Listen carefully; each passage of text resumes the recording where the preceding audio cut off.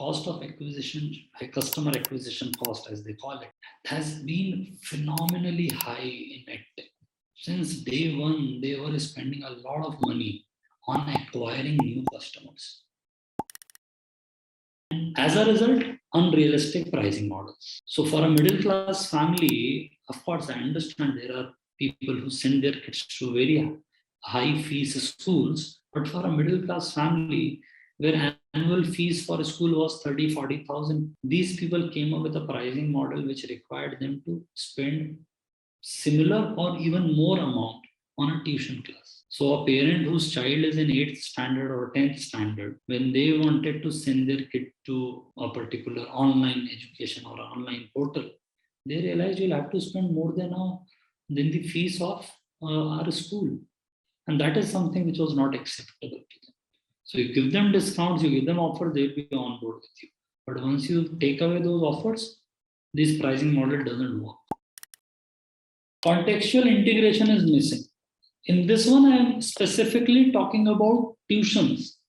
So multiple companies came up with tuition classes in online mode. So what they did is, if you remember your childhood days when you used to go to a tuition teacher, after school you will go home, you will have your lunch, and then 4 o'clock we'll go to a tuition wale bhaiya or didi, whatever you used to call them. And the first question they would ask, what did they teach you in school? Then they will check your class work, whatever was taught in school.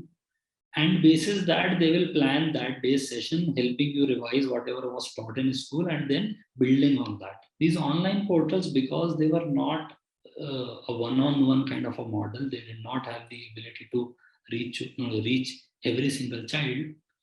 They said, whatever you study in school, that's one thing. We will teach you certain other things. Of course, in the exam, you will benefit, but on a daily basis, parents fail to see any progress. Time spent by a child in a school is 6 to 7 hours, and parents realize that is going for a toss. That's completely wasted. On the other hand, a physical tuition teacher used to build on those concepts. So in tuitions, this is something which has really not worked for online education platforms.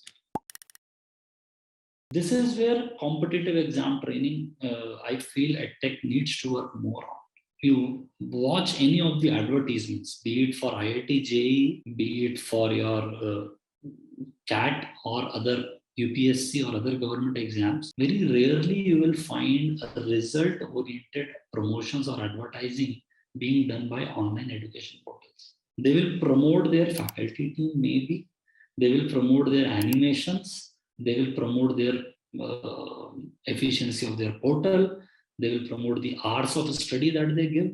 But very rarely we find them promoting their results or outcome-oriented approach. That has really, I feel personally, on a personal level, that is where traditional institutes for UPSC, for GATE exams, for CAT, for any GMAT, they have succeeded. People can clearly see that these are the people who went to this institute and that's why they succeeded. That is why we need to go and join this. That when we have such a huge market, when we have such a huge population whom we can train, whom we can teach, why are Indian EdTech companies bleeding? Why are they not working the way they should have? Of unicorns have started laying off their employees. They are not doing really well. So the winter has come, the funding has really frozen, and they don't know where to go ahead.